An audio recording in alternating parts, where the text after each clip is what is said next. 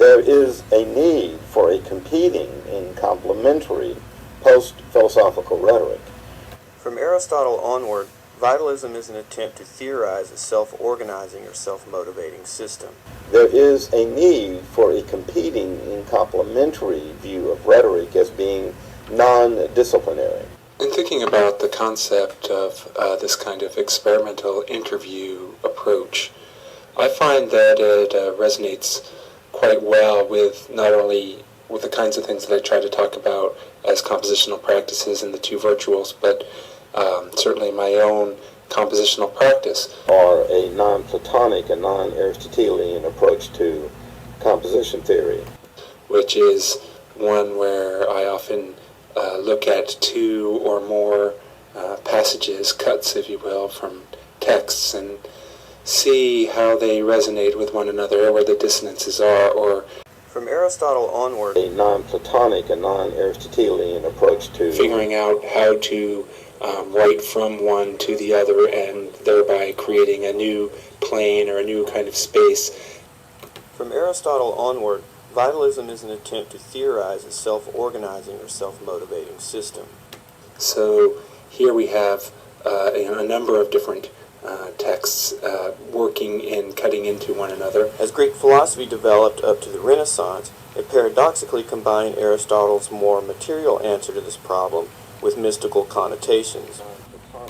Between vitalism and the virtual, I think you begin with seeing vitalism as something that historically has worked against or in relation to a mechanistic or materialistic theory of the universe. This connection laid the groundwork not only for the link between vitalism and mysticism, but also for modern scientific ideas and practices. And so in that way, historically, it's been opposed to scientific practices to a degree. And in some cases, you could even look at vitalism as a kind of mysticism or spiritualism or religious belief. It led to astrology based on an ecological congruence between celestial and terrestrial events. In fact, one could even imagine intelligent design as a kind of vitalist principle that one would oppose to a more mechanistic theory of evolution. And yet something else kept appearing, haunting. I see Byron's book as taking up a similar kind of approach. Humming on the screen. In describing the mainstream path of composition's recent history anyway as one. Humming on.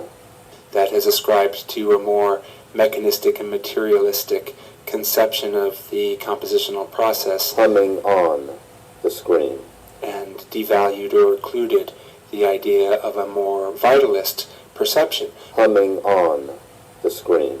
But what we can see in Byron's use of the concept of the vitalist, composition has been haunted by an unseen ghost, is a very different conception of vitalism from the one I just described. Humming on.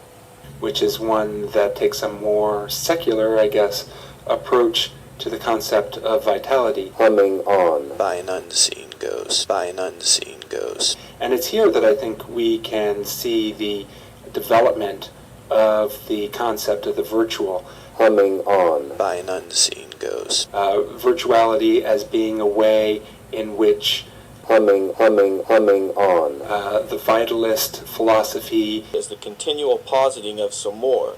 Intersects with a certain kind of some more. Materialist or mechanical philosophy. Some more. So that you have some more. A kind of vitalist theory of the mechanosphere, which is, I think, what we ultimately see in the works of Deleuze and Guattari, for example.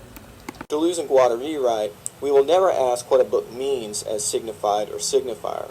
I imagine that many Ret Comp students and scholars have come to theory through reading Victor Vitanza's work or studying with him. Post-philosophical rhetoric. We will not look for anything to understand it. We will ask what it functions with. Vitanza, for example, applies one of Kenneth Burke's historical attitudes, casuistic stretching, to the history of rhetoric. Post-philosophical rhetoric. In connection with what other things it does or does not transmit intensity. Vitanza, and particularly